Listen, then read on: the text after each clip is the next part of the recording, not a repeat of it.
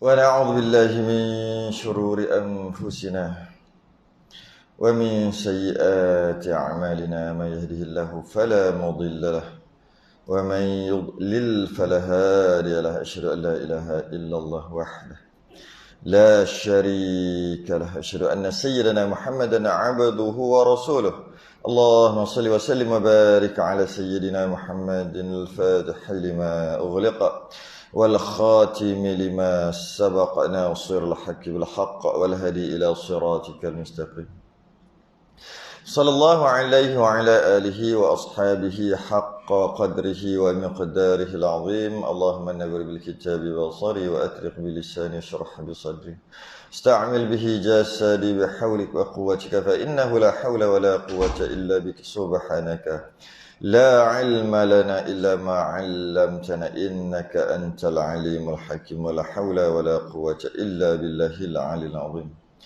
أما بعد الحمد لله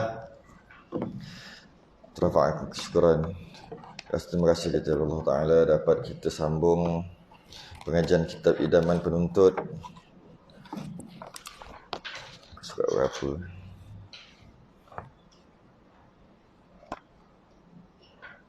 dalam perbahasan dah habis dah solat jamak dan fasal dah habis dah. Maka masuk kita fasal ataupun bab ataupun fasal baru sembahyang Jumaat. Masuk bab sembahyang Jumaat.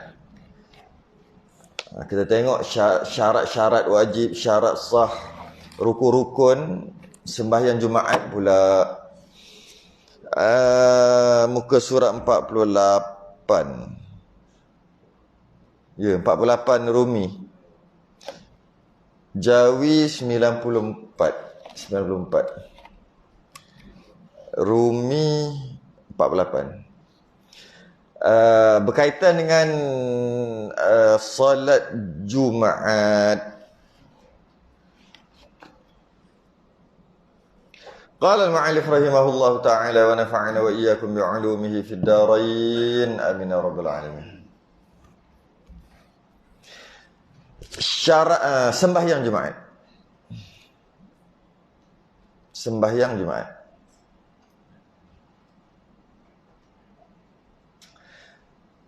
Apa yang 46 tu?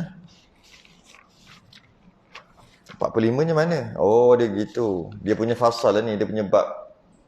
Yang ke-46 dah. 45 sembahyang qasar dan jamak.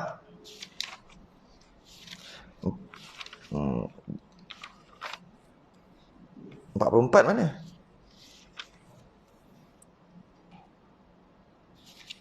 44 tak ada. Terus 43. Gitu tak? Saya nak tahu nombor tu nombor apa. Kan? 44 tak ada tak? 46.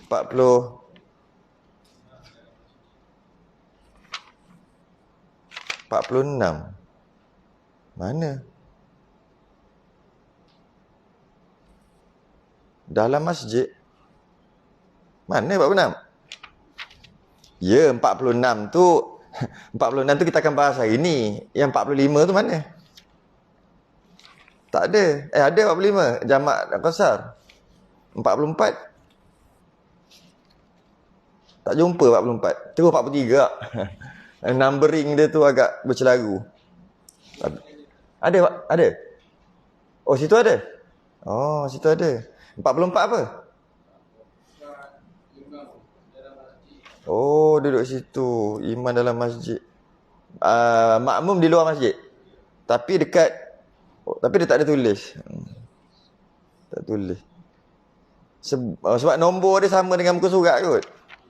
Sebab tu dia nombor dia tak penting lah. Yang penting isi dia. Okey, 46 muka surat 48 apa nak kata, fasal ke masalah ke apa yang ke-46 tu sembahyang Jumaat. Qala al-mu'allif rahimahullah taala. Perkataan Jumaat. Perkataan Jumaat ini nama bagi hari yang mengandungi makna kumpul. Sembahyang Jumaat. Sembahyang tu salat lah. Tak perlu disyarahkan. Aqwalun wa af'alun muftatahatun bitakbir wa mukhtatamatun bitaslim bisyara'ita mahsusah. Kita mengaji banyak kali dah. Solat ni satu perkataan dan perbuatan yang dimulai dengan takbiratul ihram yang disudahi dengan salam dengan syarat-syarat tertentu.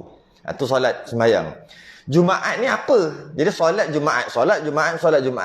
Solat tu tahu dah Jumaat tu apa, kan? Dia nak memberi maksud dari segi lughah, dari segi bahasa, Jumaat tu apa? Kita kata Jumaat tu hari Jumaat lah. Jumaat tu Melayu. Jumaat Melayu.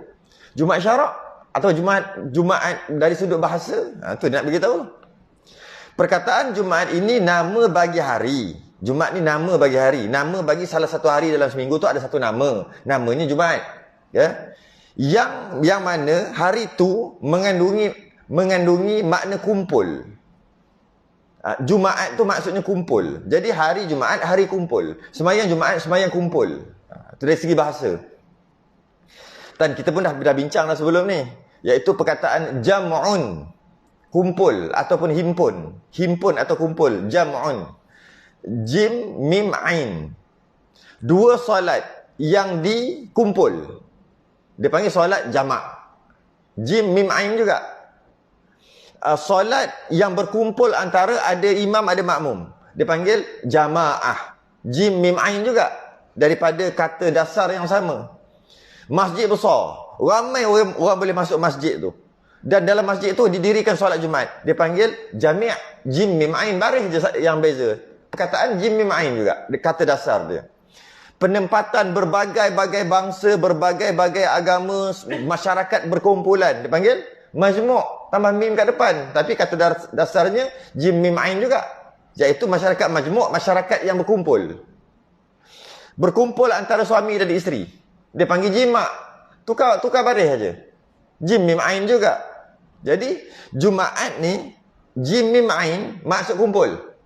Tukar baris, saya sebut berapa tadi? 1, 2, 3, 4, 5, 6. 6 jim, mim, ain. Yang tukar baris maknanya terus berbeza.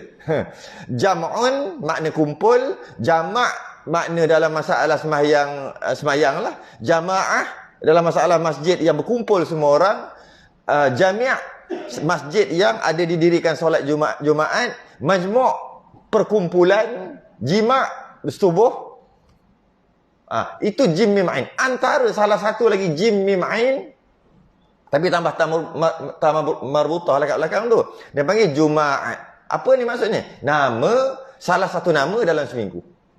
Tu dulu. Dia duduk nombor berapa? Kan dia mesti ada 1, 2, 3 sampai 7. Lepas tu kembali balik 1, 2, 3. Dia duduk nombor apa? Kalau kita punya Kalau kita punya yang biasa kita guna, Mulid Isnin anak.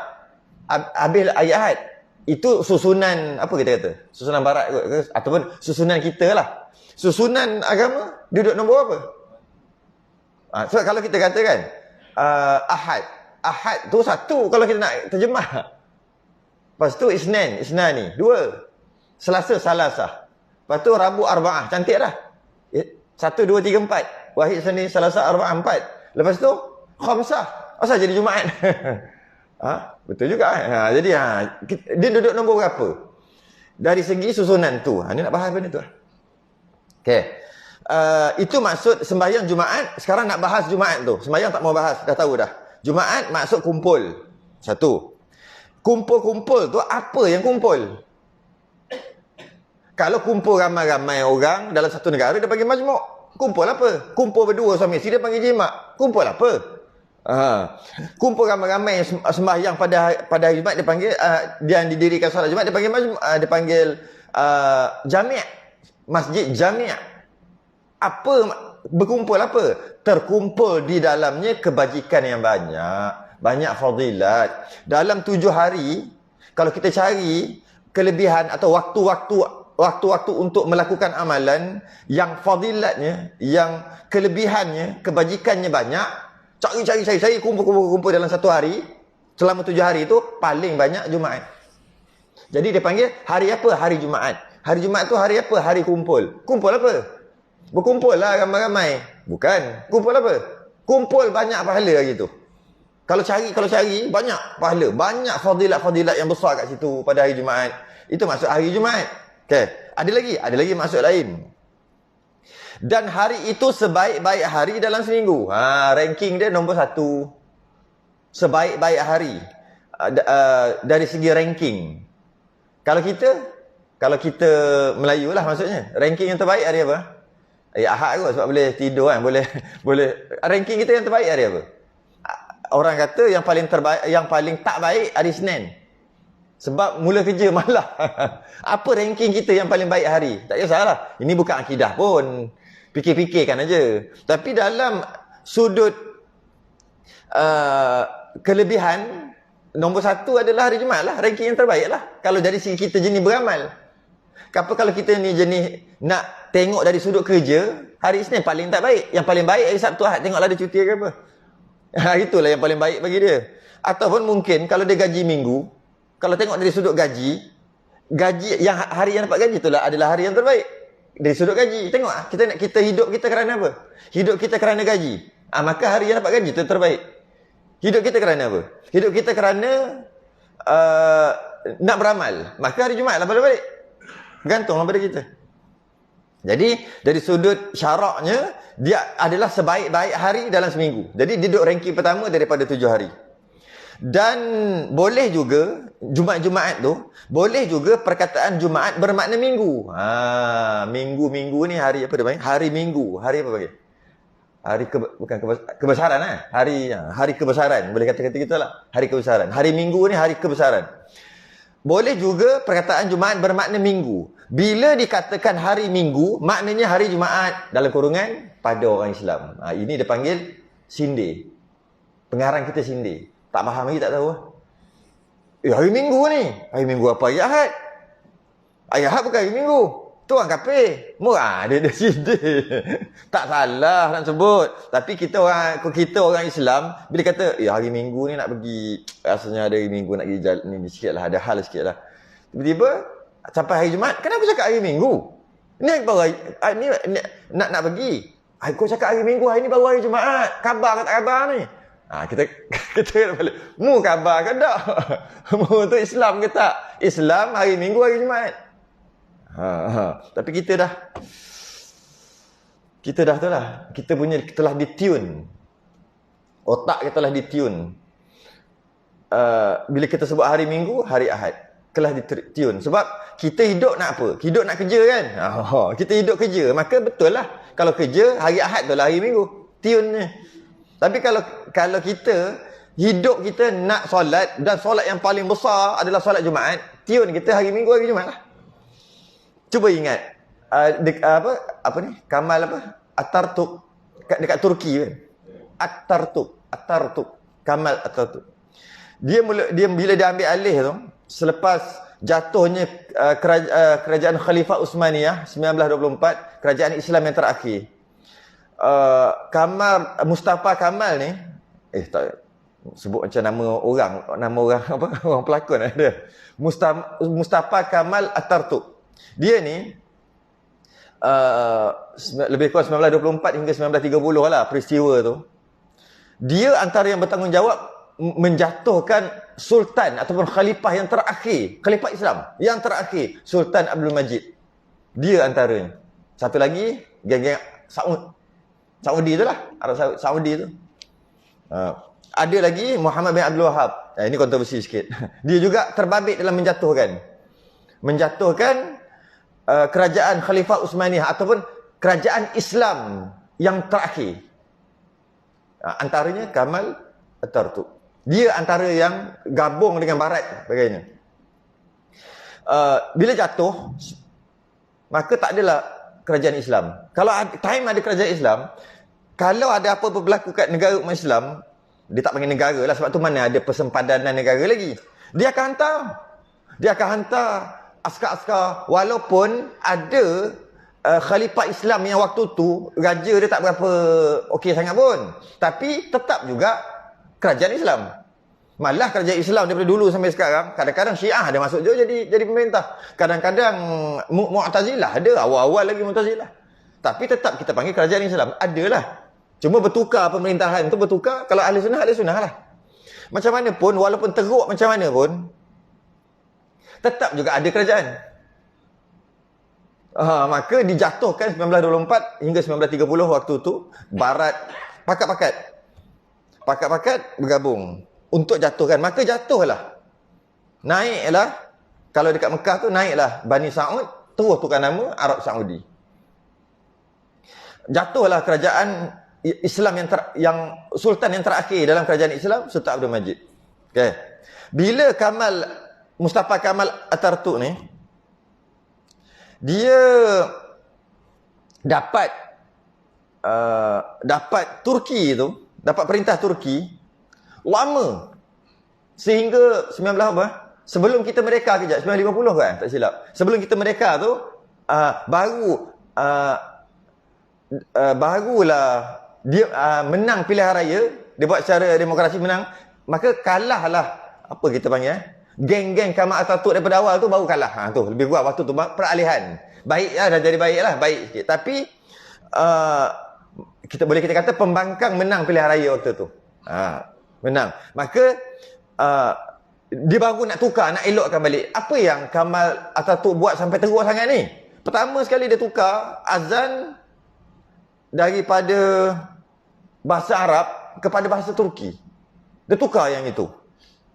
Dia tukar asalnya di Turki itu undang-undang Islam, perlembagaan dia. Tukar kepada perlembagaan Barat.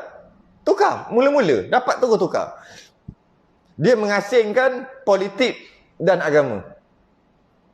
Dia cetak Quran dalam bahasa Turki. Maksudnya bukan terjemahan, memang bahasa Turki. Baca tu macam bunyi Quran, tapi apa dia cakap? Bukan Quran. Tu. Bukan terjemahan. Terjemahan kita dah tahu tu terjemahan, bukan? Quran tu dia cetak dalam bahasa Turki. Yalah, azan pun dia tukar bahasa Turki.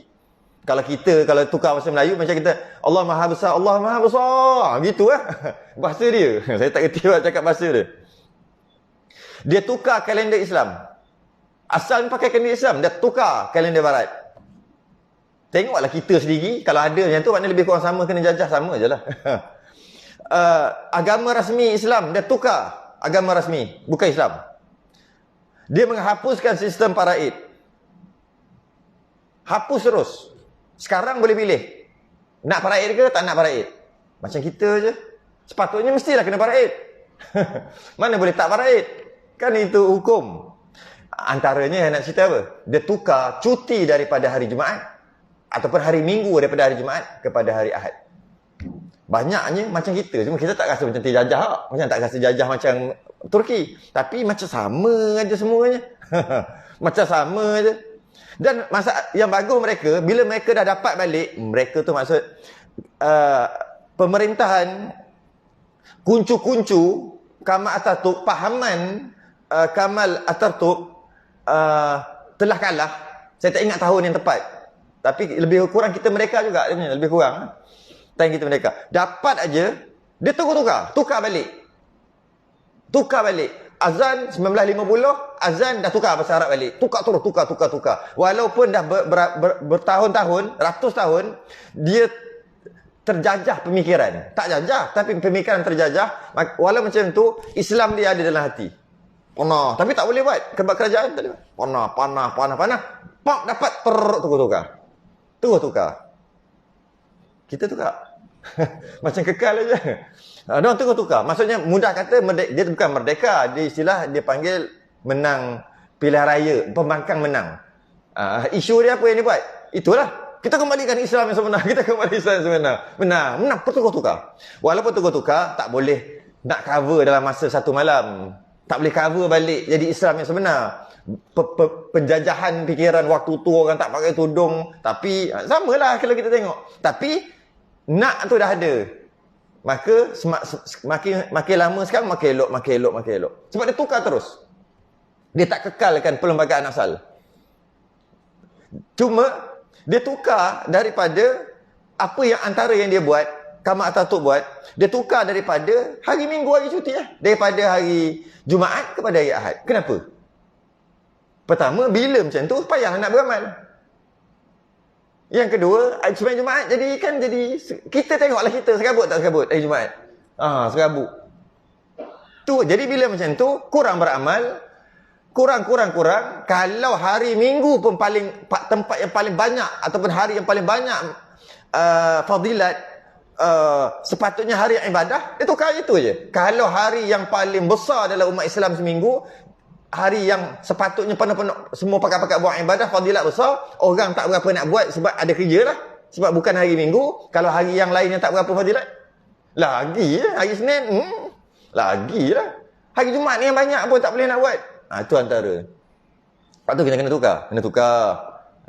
Sebab ada beberapa negeri, okeylah juga. Tapi kena tukar. Tak boleh. Selesaikan masalah-masalah apa kan. Kadang-kadang ada masalah undang-undang, masalah-masalah apa dah. Ada masalah-masalah, selesai semua, akta-akta ke apa ke, selesaikan semua, tukar hari Jumaat. Tak boleh hari Jumaat, hari kebesaran mingguan. Dia ada hari kebesaran tahunan, hari raya, dia ada hari kebesaran. Antara yang mingguan adalah hari Jumaat. Kalau tidak, kita akan jadi umat ataupun masyarakat yang tak beramal. Sebab hari yang banyak fadilat untuk beramal, banyak kelebihan. Kalau kata, hari ni pahala dia besar macam ni, kita tak boleh buat. Hari lain kita kata, kalau buat pun tak banyak sangat. Buat hari Jumaat, lagi banyak, double, triple, lebih pada tu. Tapi hari Jumaat, banyak kerja. Kena tak buat. Gitulah, itu yang berlaku kita sekarang. Jadi, malah Nabi pernah sebut, Abu Hurairah pernah cerita, Nabi pernah sebut, dia kata, kita umat yang terakhir, kata Nabi. Kita umat yang terakhir, kita umat last. Umat pertama Nabi Adam lah kan, kita umat yang terakhir, umat last, bongsu lah, umat yang bongsu. Biasanya yang bongsu ni yang last lah. Jadi bila macam tu, tapi apabila di akhirat nanti, kita yang pertama dihisap. Sepatutnya ikut turn lah, beratur lah. Umat-umat Nabi Adam kata, Habil Qabil kata, beratur lah, engkau baru 30,000 tahun engkau mati. Kita orang dah berjuta tahun lah. Kalau juta-juta tahun, kita duduk dalam kubur berapa lama, alam barzah. Engkau baru 30,000 tahun kalau ketika dibangkitkan nanti. Kau duduk belakang lah. Kita orang penat, kita orang nak tahu kita orang masuk syurga ke neraka ni, nak beratur ni, nak settle banyak ni. Tak ada. Umat Nabi duduk dulu. Kita duduk depan. Kita duduk dulu. Kita yang terakhir, dan bila nak dihisap, kita yang first. Hilang azab menunggu kat situ. Hilang bagi kita. Satu, Nabi kata. Yang kedua, bila kita settle dulu, kita lah masuk syurga dulu. Orang lain duduk settle, kita masuk syurga dulu. Kalau kita makan beramai, ada orang datang dulu, ada apa, kita datang lambat, kita dapat makanan dulu. Orang yang datang awal tak dapat makanan lagi. Dan bila nak bayar, kan susah sikit nak bayar, kita dapat bayar dulu. Patutnya diorang lah bayar dulu, diorang sampai dulu. Kita boleh keluar daripada kedai itu dulu.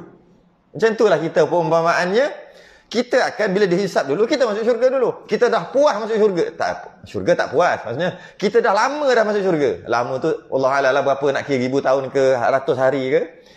Diorang baru tak masuk. Diorang mana? Umat-umat Nabi Adam, Nabi Idris, Nabi Nuh. Kita dah lama dah masuk. Mana kita di hadapan. Apa benda? Cerita ni hari Jumaat. Tunggu sampai habis nanti pun nampak dia punya kat mana nak kiaskan. Walaupun kita yang terakhir, tapi kita dahulu nanti. Kita, kabel kita besar kat akhirat nanti. Kita dihisap dulu, kita masuk syurga dulu. Walaupun mereka dapat kitab dulu baru kita. Mereka dapat kitab dulu, tapi kita dulu yang masuk. Jadi, dan Allah telah tentukan hari Jumaat, kata Abu Hurairah. Nabi sendiri cerita ni. Allah telah tentukan hari Jumaat sebagai hari perayaan kita dengan masuk Islam. Daripada sejak zaman Nabi Adam lagi. Ataupun Bani Israel, sebelum lama dah. Allah memang tetapkan hari Jumaat, hari Minggu. Pada mereka. Bani Israel ke, Bani-Bani, dia letak hari Jumaat. Tapi diorang lawan. Macam, dia buat hari lain. Dia buat hari Sabtu. Orang kata hari Jumaat, dia lawan je kerja diorang ni. Umat-umat terdahulu. Dia buat hari Ahad, hari kebesaran, hari besar tu. Mereka mengingkari. Allah bagi hari Jumaat, dia ambil hari lain. Macam kita juga. Macam mana dah benda realiti? Macam mana? Macam kita semua daripada awal tadi sebut tu, semua kita. Semua kita. Allah dah bagi Jumaat, kita ambil hari lain. Maka bila ni umat dulu ni, umat terdahulu, Allah dah bagi hari Jumaat, mereka ambil hari lain. Maka Allah menghadiahkan kita ni umat Nabi ni hari Jumaat, sebab umat lain tak nak. Allah bagi tak nak, maka Allah bagi kita hari Jumaat. Secara automatik kata Nabi, umat lain mengikut kita. Dia Ahad, Isnin, Selasa, Rabu, Khamis, Jumaat. Kita dulu Sabtu. Orang yang Allah bagi Jumaat tak nak. Ahad, siapa nombor 1? Duduk awal. Kita, mereka mengikuti kita. Sebab Allah dah bagi hari yang baik, mereka tak nak. Mereka buat hari lain. Maka kita dapat. Bila kita dapat, kita duduk depan lah. Kita duduk depan. Dari segi apa? Dari segi masuk syurga kita duduk depan. Hisab kita duduk depan. Semua kita duduk depan. Kelebihan kita semua kita duduk depan. Kita dapat kabel kita besar. Duduk depan juga. Dekat akhirat. Yang istilah kita panggil syafa'ah. Last kali, hari kebesaran kita pun duduk depan. Itu kelebihan. Kelebihan kita. Tiba-tiba, kita macam nak tiru umat terdahulu lah pula.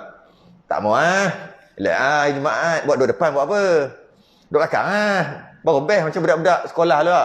Kan dia duduk belakang pun nampak macam melawan sikit, nampak macam hebat sikit sebab duduk belakang. Duduk depan ni gang-gang budak-budak yang baik ni. Tak ada kan depan ni. Yang depan ni yang pandai-pandai tu. Kita dah Allah bagi duduk depan. Janganlah duduk belakang. Orang Yahudi dapat hari Sabtu. Bukan dapat, dia memilih hari Sabtu. Sedangkan Allah bagi hari Jumaat.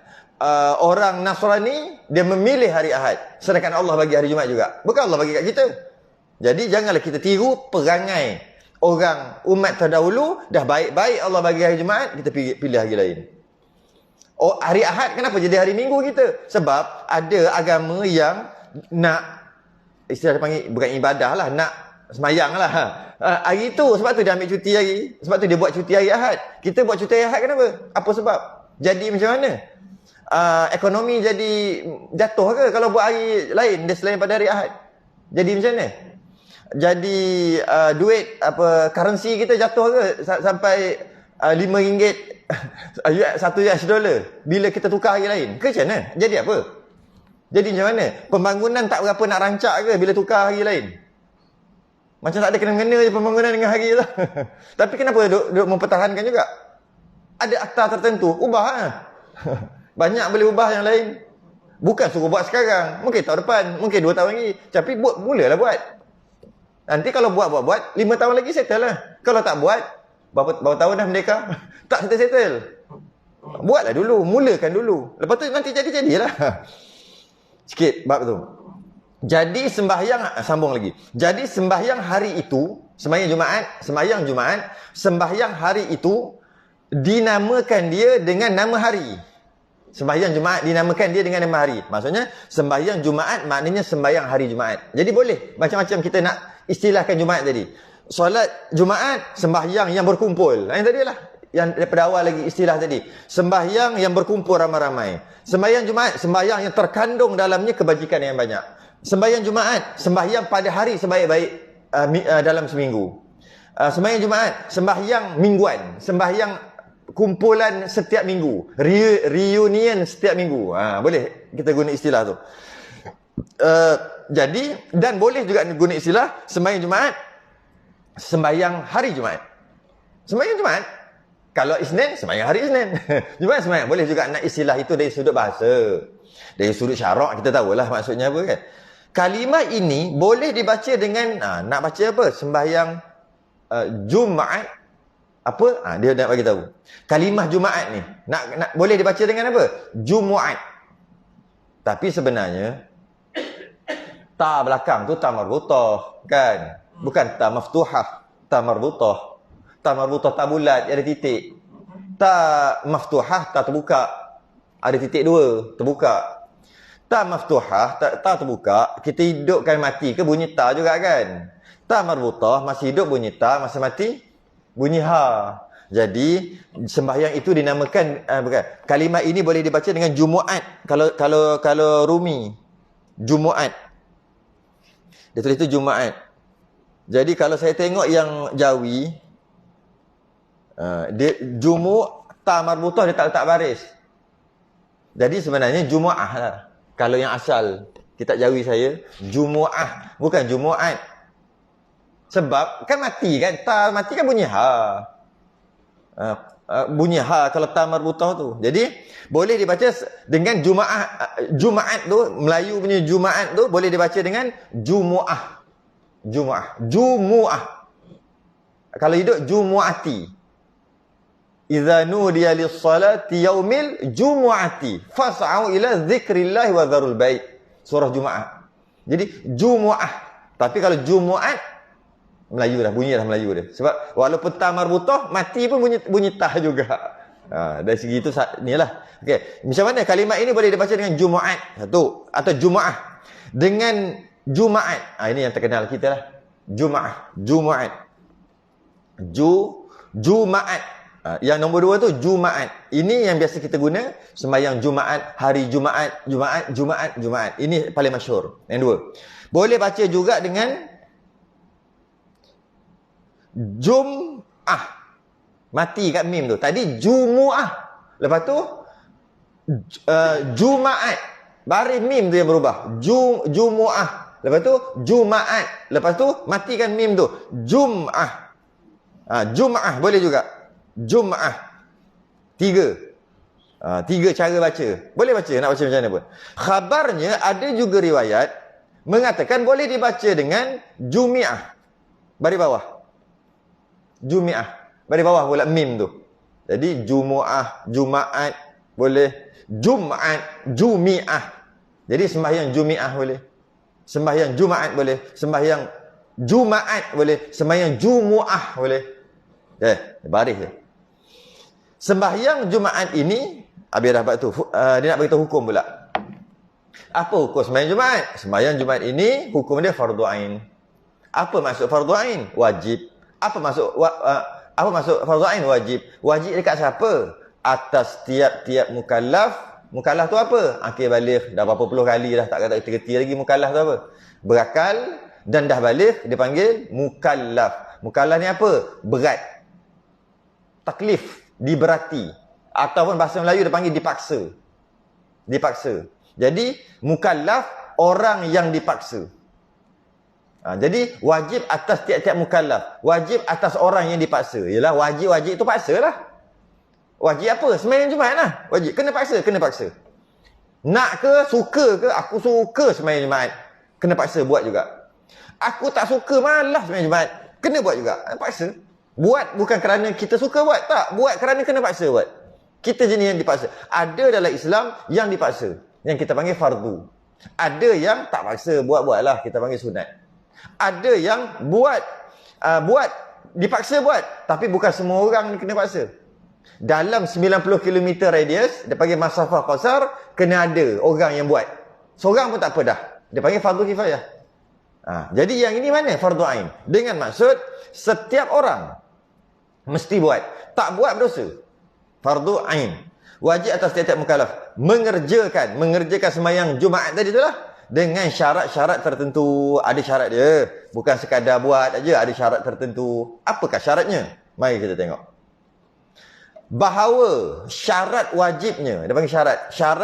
Syarat ada 2 jenis. Satu dia panggil syarat wajib, yang kedua dia panggil syarat sah. Ini pun dah ulang banyak kali dah. Dari segi maksud tu.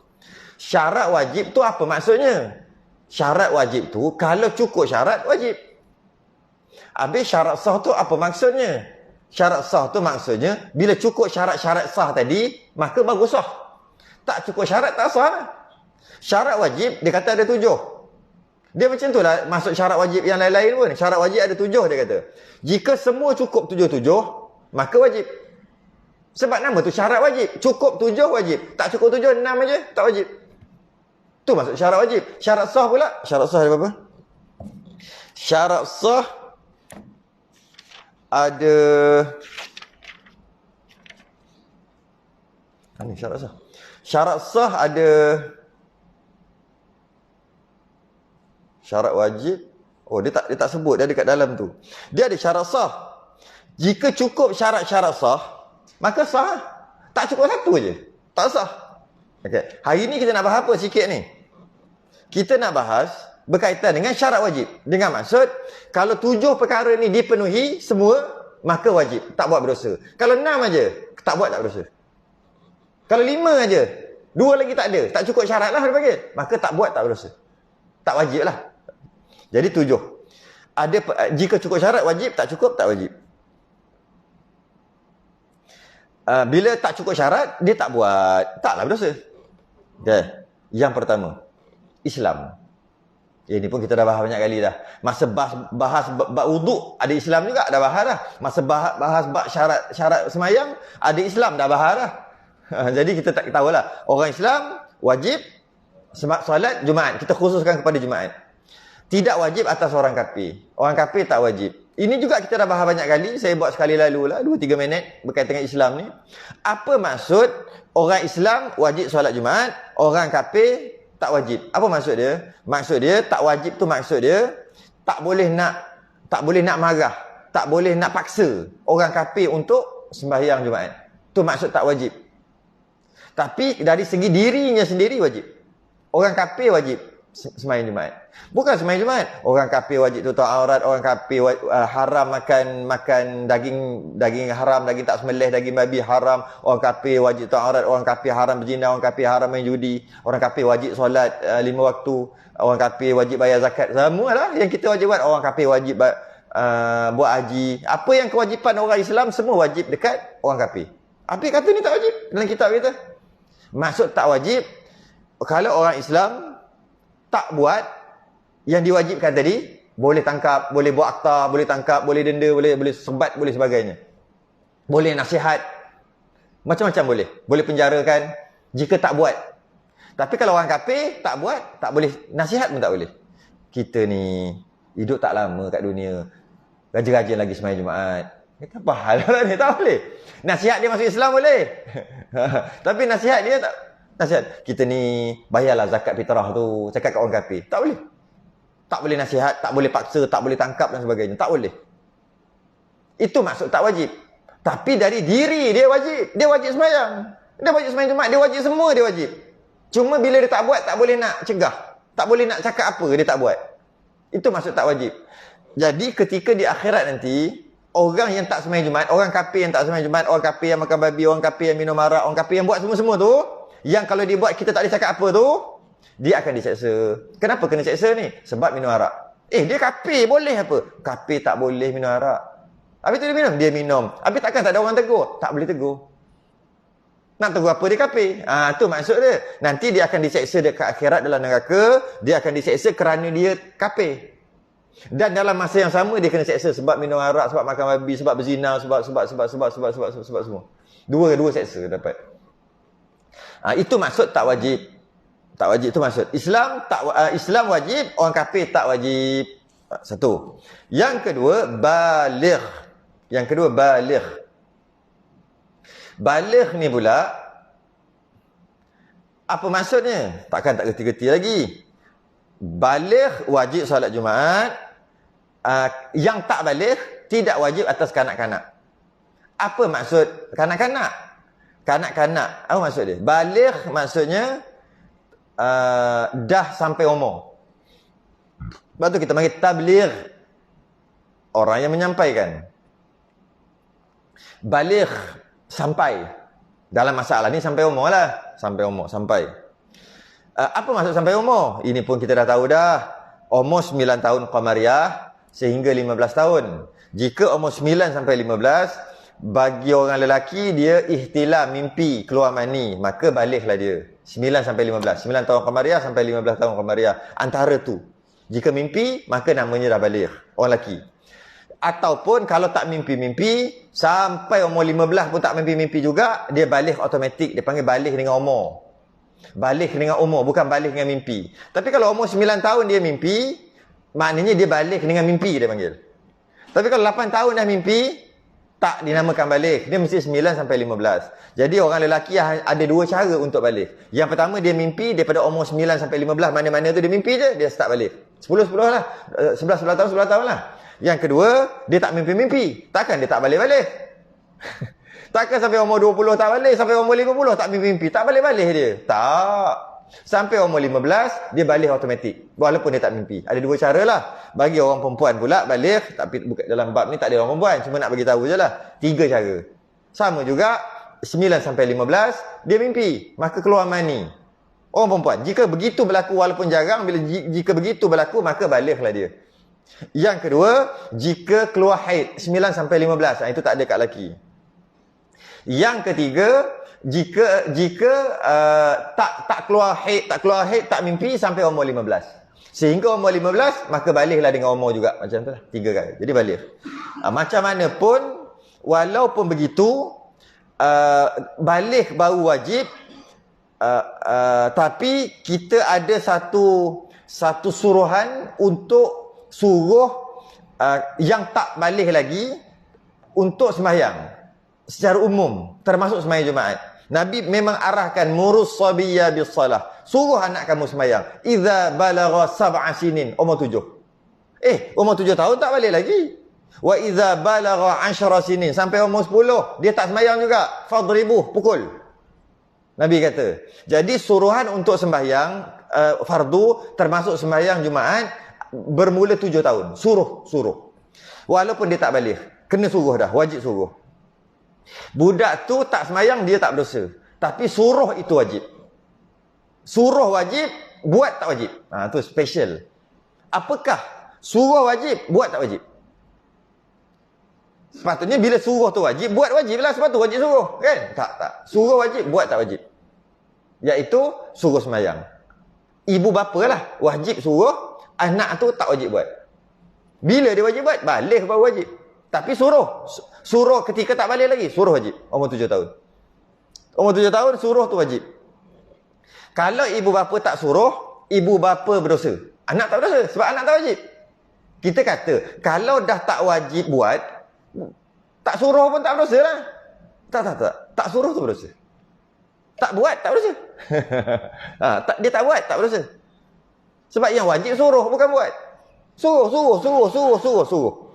Sembahyang termasuk sembahyang Jumaat. Tapi dalam masalah solat Jumaat, bukan suruh sembahyang aja, dan suruh juga ataupun asuh juga adab-adab supaya tidak mengganggu environment beribadah dekat masjid tu.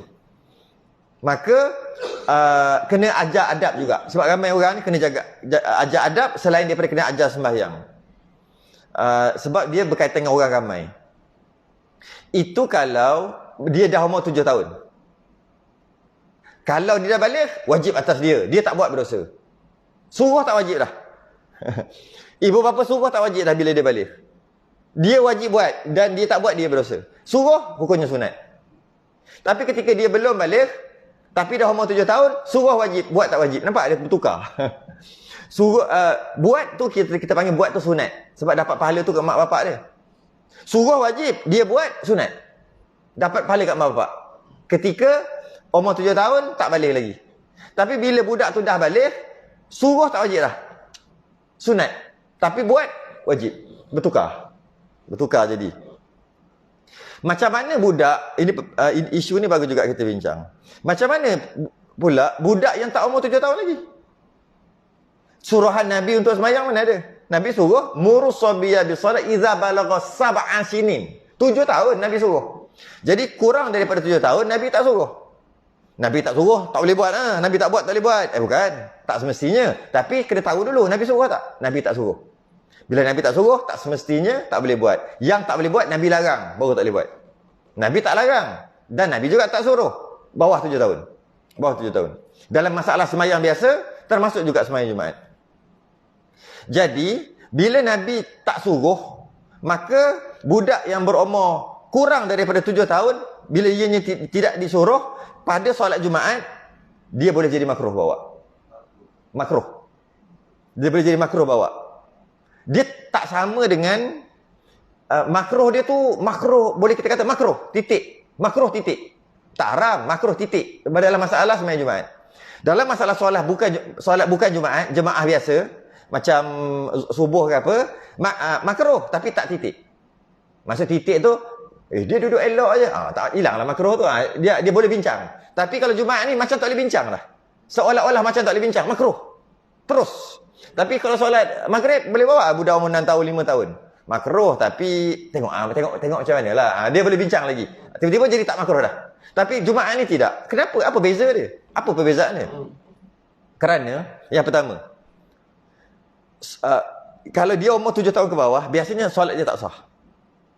Satu. Biasanya tak sah. Satu. Yang kedua, memang tak wajib bagi dia pun. Suruh pun tak wajib, dia buat pun tak wajib. Kalau umur 7 tahun ke atas, suruh wajib, buat tak wajib. Ada juga suruh itu wajib. Kalau bawah 7 tahun, suruh tak wajib, buat pun tak wajib. Tiba-tiba bawa ke masjid. Maka sebab tu hukumnya makruh, titik. Dia ada titik kat situ. Boleh kata gitu. Dan cuba kita bayangkan. Kalau kanak-kanak yang berumur apa? Biasa 4 tahun kot. Takkan umur 3 tahun dah bawa. Katalah 4 tahun, 5 tahun, 6 tahun. Tu tak sampai 7 tahun lagi. 4, 5, 6. Dibanjiri masjid tu dengan budak umur 4, 5, 6. Kalaulah kata sunat. Macam penuh. Dia buat apa? Kalau hari sembahyang biasa, dia boleh lagi, boleh hejah lagi. Tapi kalau sembahyang Jumaat, nak jaga macam mana? Dia jadi double susah. Pertama, dia susah nak kawal. Bila ibu tak adalah, bapa dia nak kawal, bapa dia sekali berjalan dengan dia. Kalaulah dia biar, kurang-kurang hanya budak tu je kacau orang. Tapi kalau bapak dia nak kawal, dengan bapak-bapak dia kacau orang, duk langkah orang. Kejap anak lagi kot ni, anak pergi situ, anak pergi ni. Nasihat, kita macam ni. Orang nak sembahyang, orang nak baca Quran kat tepi ni hari Jumaat. Fadilah besar kan? Dia duduk nasihat. Orang tengok, aku nak baca Quran pun dah. Dia nasihat tu bagus. Kita duduk sini, beradab dalam masjid. Duduk ajar anak dia. Tak apalah ajar tu bagus. Tapi orang nak baca sembahyang begitu. Sebab tu hukumnya boleh kata makruh bawa. Sebab jika dibanjiri dengan kanak-kanak, dia akan menjadi satu keadaan yang tidak terkawal. Mengganggu jemaah-jemaah. Kalau khutbah Jumaat dituntut untuk diam dan dengar. Tapi budak-budak tu agak-agak boleh. Kalau ada 3 orang mungkin okey. Kalau 30 orang, kalau kata sunat, kalau kata bagus, didik daripada kecil. Ini solat Jumaat Solat Jumaat boleh bincang lagi. Solat Jumaat, didik daripada kecil. Tiba-tiba kita pakat-pakat didik. Yang ada anak semua pakat-pakat bawa. Siap mak tu yang mak dia hantar dekat pintu pagar lagi. Umur 6 tahun masuk. Bang, jangan nakal-nakal je bang. Nanti mak ambil masa balik. Agak-agak macam mana? Kalau kata sunat atau kata boleh, memang akan jadi masalah. Tak tahu lebih lagi dekat khutbah Jumaat. Bila ketika khutbah Jumaat kan Nabi ada sebut, apabila khutbah Jumaat kena diam. Ansit. Diam. Jangan berkata walau perkataan diam sekalipun. Tak boleh. Maksudnya itu ni orang besar, Shh, jangan cakap. Tu pun jangan. Dia bercakap, jangan dah satu. Dia yang kawan ni tolong jangan cakap pun jangan. Kalau budak tak boleh. Kat budak tak boleh. Jangan, betul? Biar, betul? Macam mana? Huru-hara. Maka jadi hinga-binga, jadi lara, jadi kita pergi nak kontrol anak tu semua jadi lara-lara ketika khutbah Jumaat. Sebab tu boleh kata makruh tu makruh. Tapi sebenarnya boleh bincang juga. Boleh bincang lagi sembahyang Jumaat pun. Habis kalau dia duduk kat belakang sebelah saya, dia memang duduk dia, jadi budak duduk diam, tak normal. Kita kata tak normal lah. Budak mesti berlari baru normal. Dia tak normal, duduk aja. Jadi tak makruh lah sebenarnya. Sebenarnya tak makruh pun. Dia tak semestinya. Makruh secara qat'i. Bawa budak tak. Kita tengok wakil keadaan semasa. Kita kata makruh tu macam titik, macam tak boleh bincang dah. Sembahyang jemaah je boleh bincang. Sembahyang Jumaat tak boleh bincang dah makruh dia. Sebenarnya tak boleh lagi bincang lagi. Tapi kalau ada 3 orang dengan ayah dia kat situ, dengan ayah dia, memang baik budak tu, tak makruh. Cuma secara umumnya kita kata makruh je terus makruh. Macam itulah. Sebab tu dia jangan bawa. Saya ingat tok guru dulu dia kasar lagi. Dia kata perumpamaan sama je. Bawa itik ayam kambing dekat masjid. Macam bawa anak-anak ni. Dia kasar. Saya ingat ayat dia. Bawa anak ni yang bawah 7 tahun ni. Bawah 7 tahun atas 7 tahun ada suruhan sembahyang. Bawah 7 tahun, seumpama bawa itik ayam datang masjid. Betul tak? Logik tak? Betul lah. Masalah najis dia tahu tak budak ni? Tak ada. Jadi anjing pula. Kambing, ayam itik dia tahu tak masalah najis? Mana ada? Lepas tu, agak-agak kalau kambing kita suruh duduk diam, dia duduk diam tak? Dia punya sampai, tapi kasar lah. Sampai apa Tok Guru, biasa Tok Guru memang dia cakap kasar tapi sampai pop dia sungguh. Bawa anak-anak bawah umur 7 tahun, seumpama bawa ayam itik, kambing, lembu dekat masjid. Malah bukan luar masjid tambat, bukan. Masuk dalam, lembu ada tu 3 ekor kat situ. Macam itulah perumpamaan. Tapi kata, oh sedap itu anak orang. Memanglah. Kita nak faham maksud. Memang sama sebiji. Bak najis dia tak peduli. Ada peduli bak orang. Pakcik, tumpang lalu. Oh bagus ni, boleh buat menantu. Anak siapa lah ni? Tunduk ada? Tak ada. Macam itulah juga kambing. Macam tu juga ayam. Terbang sana, terbang sini, terbang sana, terbang sini. Kalau suruh duduk diam kejap. Lepas tu kok. Bunyi balik, duduk diam sekejap. Sama sebiji.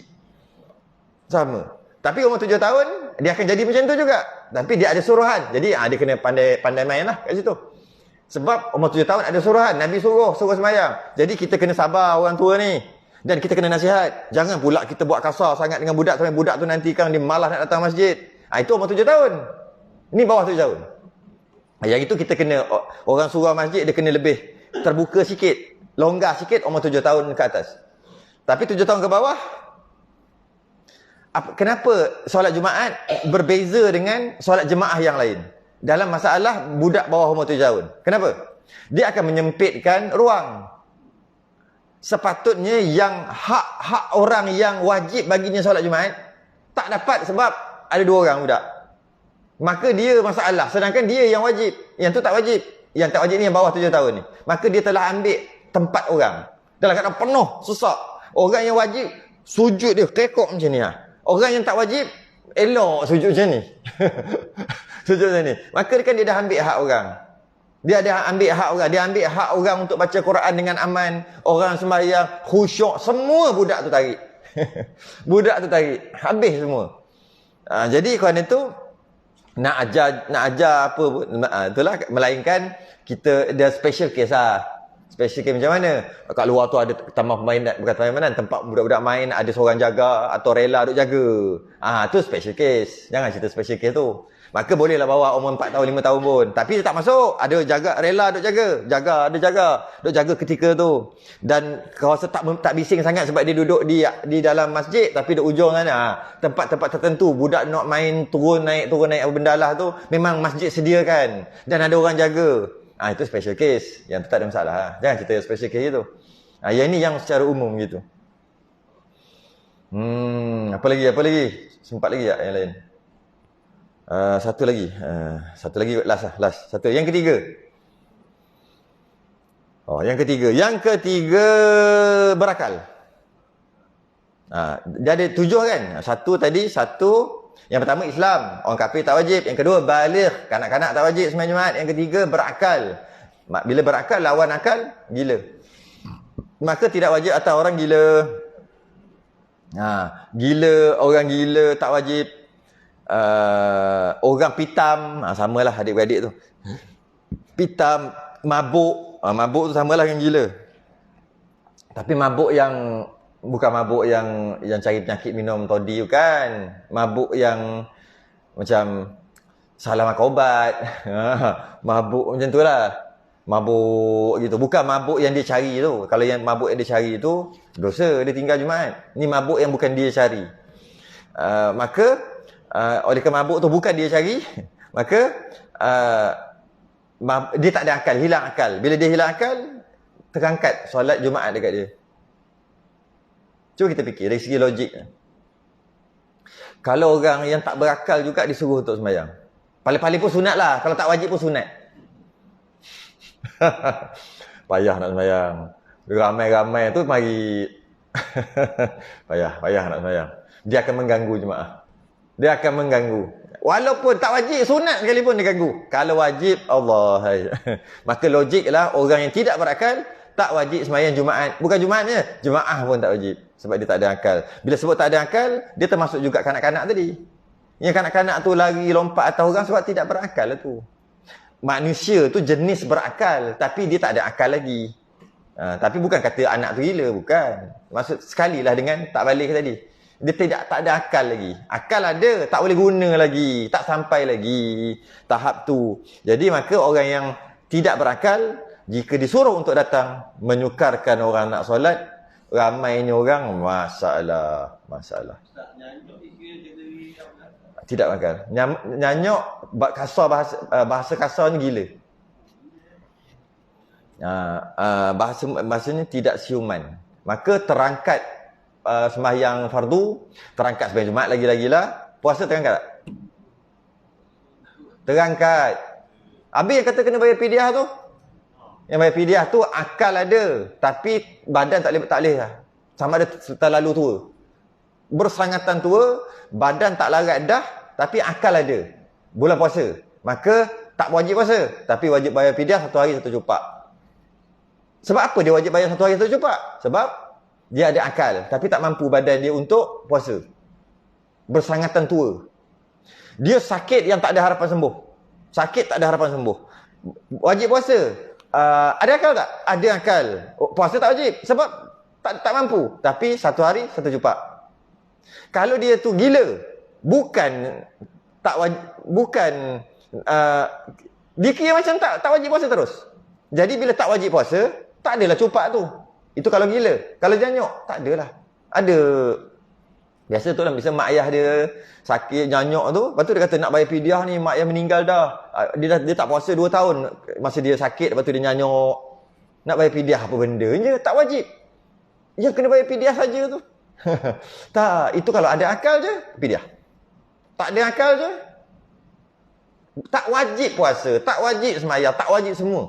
Tak wajib tu tak aurat, tak wajib, semua tak wajib. Bila tak wajib, tak adalah fidyah. Jadi maknanya kalau janyuk, dia tak wajib. Bukan kata dia tak wajib sembahyang Jumaat, nanti kena sembahyang Zuhur. Tak. Bukan. Itu dia wajib sembahyang Jumaat tapi dia tak sembahyang. Maka dia wajib sembahyang Zuhur. Yang ini tak wajib sembahyang pun tak wajib dah bila nyanyuk. Nyanyuk dia tidak berakal. Termasuk dalam tidak berakal lah. Termasuk dalam gila nyanyuk. Masalah sembahyang ke masalah semua sama. Nyanyuk. Tapi ingat, nyanyuk ada 4 tahap. Ada nyanyuk 4 tahap. Jangan. Tahap pertama, buah kunci kat sini, cari kat ni. Itu macam kita pakat-pakat sama je kita semua. Betul lah. Kejap. Tadi aku letak kat sini. Allah abang yang buat sini. Oh iyalah. Tu nyanyuk. Tahap 1. Tahap 1 tu. Tahap 1. Tahap 2, dia lebih sikit. Dia ni sikit. Sampaikan dia kata dia tu betul. Yang tadi dia cepat sedar diri. Oh iyalah, cepat sedar diri. Itu tahap 1. Yang ni dia jenis tak sedar diri sikit. Lambat nak sedar. Aku kata tak. Alah, kena cek CCTV. Baru betul. Oh iyalah. Dia memang, dia kena bagi bukti. Itu tahap 2. Baru dia percaya. Tahap 2. Yang ini dua-dua ni wajib semua. Wajib sembahyang, wajib semua. Tahap 3, bagi bukti pun dia tak terima. Dia letak motor kat sini, cari kat sini. Lepas tu tak jumpa. Akhir sekali report polis. Ni kisah benar ni. Dia sampai polis tu, tak payah ambil report pakcik, jangan ambil. Sekejap lagi tarik balik tu, jangan ambil. Sekejap lagi anak dia datang tu, bawa dia suruh tarik balik. Dah tahu dah 4 kali kita kena. Hilang motor, hilang selipar. Dia orang masjid ni. Dia pergi. Jadi dia letak motor ni cari sini dan tak mau mengaku. Aku letak kat sini. Pergilah tengok tempat lain. Aku letak kat sini. Pergi report polis. Kemudian bila pergi report polis, polis ialah kita katakan ataupun pakat-pakat cari, jumpa kat sini. Lah, pakcik salah letak tak sini. Tak, tadi tak ada kat sini. Tu tahap 3. Tak mengaku sampai ke sudah. Ini ada orang letak ni. Dia sampai ke sudah. Tapi dia boleh lagi, biasa boleh urus lagi. Boleh lagi, tapi dia jadi gitu. Memang kalau time dia jadi tu, yang itu kena pandai. Tengok keadaan. Ketika dia on dia punya nyanyuk, maka tak wajib. Sembahyang semua tak wajib. Ketika dia off, masa tu wajib. Off nyanyuk tu. Dia on off. Yang itu orang jaga yang bertanggungjawab. Orang yang jaga yang bertanggungjawab. Dia tak boleh lah. Dia ada on off tu. Dia ada on off. Dia nyanyuk ni, dia doktor kena Tak ada kena dengan doktor. Cuma doktor tu macam nak yakinkan lagi je. Membantu meyakinkan. Pemerhatian kita. 1 dan 2, pemerhatian dia sendiri. Dia sedar diri lagi. Yang 3, pemerhatian orang jaga. Orang yang jaga tu. Dan orang jaga kalau dia tak tahu benda ni, dia jadi berdosa. Konon-konon nak berbakti untuk ibu bapa kali terakhir. Akhir sekali dia berdosa. Kerana dia tak suruh mak dia sembahyang. Ketika mak dia boleh sembahyang. Dia memang kena faham betul bab ni. Dia kena faham. Cuma kalau dah buat usaha sungguh tapi ada tak tahu, dia maaf. Tapi kalau buat lebih kurang je, mak sembahyanglah sendiri. Ayah sembahyanglah. Takkan nak kena ingatkan. Padahal mak dia, ayah dia dah tahap 3. Dia berdosa. Niat baik, lah kali berdosa. Berdosa bila? Time sepatutnya wajib, dia tak ingatkan. Time off, dia tak tahu. Time on, dia tak tahu macam mana. Maka dia biar begitu aja. Ni yang menjaga ni. Jadi dia kena ada ilmu. Tu. Tahap 4, yang tahap 4, habis. Tarak apa-apa lah. Allah, mari jom kita pergi lama dah mak ni. Allah, rindu nak jumpa Kiyah. Kiyah mana mak? Kiyah yang Rokiah tu. Lah, 30 tahun dah meninggal mak. Yo, semalam aku jumpa. Tu. Tu lah. Tahap lah tu. Dia kata, Masya Allah, mak aku kena rasuk ke apa? Sudah bela saka ke apa? Mu bela saka bukan mak mu. Itu nyanyuk dah. Tengok bukan-bukan, nampak bukan-bukan. Ambil wuduk. Auzubillah, bismillah. Tak ada air. Dalam kereta. Tengah-tengah malam, dekat highway. Meremang belum lama. Ni pengalaman saya sendiri. Naik ke sini. Kita buat apa ni? Kat tepi, kat dashboard tu. Buka dashboard. Bismillah. Auzubillah. Bunyi macam tu. Nawai tu. Tak ada. Ini kat dashboard tu. Tarik benda tu. Dekat tarik laci tu. Masa tu kat highway. Saya sendiri masa tu kat highway. Gelak lah. Daripada Selangor KL nak pergi ke Kelantan, entah apa Merapuh apa nama tu. Memang gelak tu. Waktu tu. Dia tengok, wah, dia ulang kejap. Relax balik. Bukan hantu bukan apa. Datang anak-anak yang tak duduk sekali dengan dia datang. Mak rindulah dengan mak. Tengok. Kadang-kadang kenal, kan tak kenal. Ini yang kata kenal lah. Mak dah makan. Aku 3 hari dah tak makan. Adikmu tak beri aku makan. Abang sulung ni cakap pinggang lah. Kau buat mak macam ni. Sama abang sulung kan patut ternyanyuk sebenarnya. Bukan mak dia. Kau jaga mak sampai hati. Tiap-tiap bulan kita orang hantar duit sikit-sikit. Kita orang tak boleh. Kita orang kerja. Gaji kita orang besar. Pangkat kita orang besar.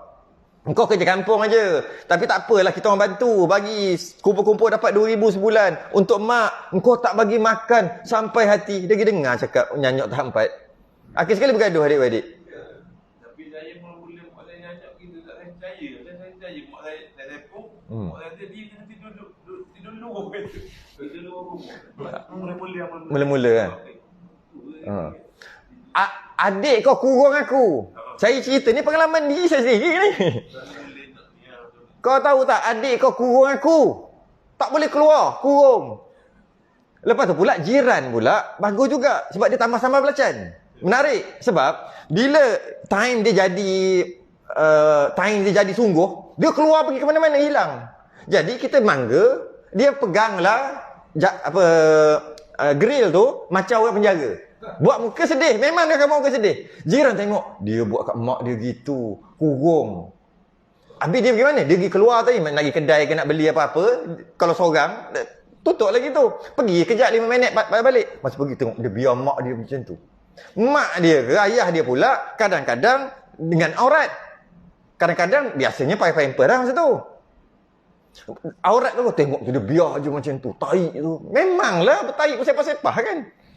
Tengok ambil tahi. Gua garu tu. Foundation. Memang pakai makeup. Dia biar. Ni jiran-jiran pun sama. Tengok dulu, pergi melawat dulu, tengok tahap apa. Lepas tu jangan cakap lah kalau tahap 4. Tak semua orang boleh jaga lah. Ujian besar. Ujian besar bagi yang jaga. Dan sebab dia akan ditohmah bagi orang yang tak faham. Tengok dulu. Jika tahap 4 bagus juga kalau ada doktor. Supaya itu dari segi itu bagus juga. Asalnya tak perlu doktor. Cuma bila ada doktor tu, kau tengok tau doktor kata apa. Kau percaya lagi cakap. Takkanlah mak nak tipu. Dia ingat mak normal. Cuba, kenapa dia kata gitu? Sebab dia tak jaga. Cuba jaga. Berapa lama boleh tahan? Sebulan boleh tahan? Boleh tinggal kat orang gaji? Jangan buat hal. Jangan buat hal. Memang dia biar macam tu je. Sebab apa? Bau berak. Lepas tu cuci. Lepas tu berak balik. Agak-agak cuci. Masa kalau dah masih boleh bangun, masuk dalam bilik air, agak duduk diam. Menggelupur. Kalau baby senang. Sini basuh. Ini bukan baby. Nak macam mana? Ada kehormatan yang perlu kita jaga. Aurat dia. Ada kelembutan yang perlu kita buat walaupun dia dah nyanyok. Baby tak lembut, pegang kepik kat tu je. Susah lagi nak jaga. Jadi kena ada cara bagi makan. Cara apa? Nak kena pujuk, menangis tiba-tiba, tuduh macam-macam. Kau siapa? Kau siapa? Tolong, tolong, aku kena suruh, tolong. Semua cerita pengalaman ni. Tiba-tiba kata nak pergi satu tempat dekat Cameron Highland, nak beli benda dalam balang, tapi tak tahu apa benda. Bercakap 3 bulan tak berhenti, tiap-tiap hari. Dalam balang ada bunga begitu, berjalan begitu. Bawa pergi, duduk hotel, tidur, pukul 3 pagi, orang hotel call. Ada hilang orang. Tengok, Allah terbuka pintu. Padahal dah pintu dah kunci apa, letak tolak almari lagi dalam hotel. Homestay tu. Tolak almari, letak dekat pintu. Pukul 3 pagi hilang. Macam mana dia boleh tolak? Padahal tak tahu. Dia time dia mari tu, Allahualam. Turun tangga, 7. Tak naik lift, turun tangga 7. Tak pakai slipper. Pergi. Makcik ada anak tapi makcik tak tahulah. Makcik ada anak ni tapi habis sejuk habis. Kering habis. Sebab Cameron Highland. Tapi makcik duduk tingkat berapa? Tak tahulah tapi makcik rasa makcik ada anak ni. Makcik nak pergi mana? Makcik duduk kat sini ke? Cek CCTV. Oh ni, yang ni. Cek. Oh, pergi tak ketuk. Picit ting. Buka. Tengok. Macam mana? Agak-agak apa?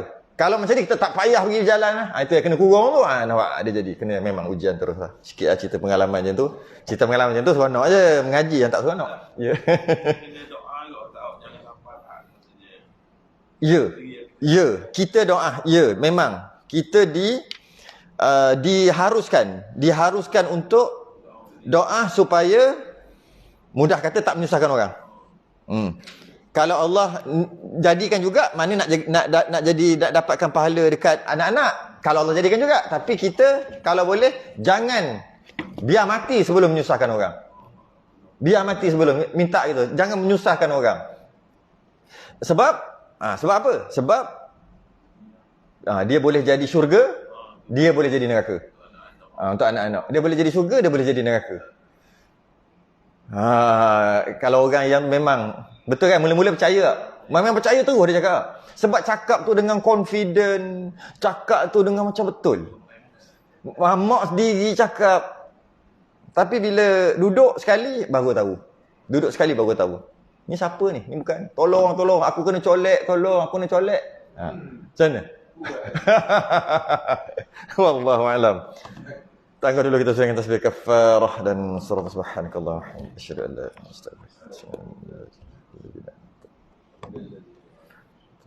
Sabar. Assalamualaikum warahmatullahi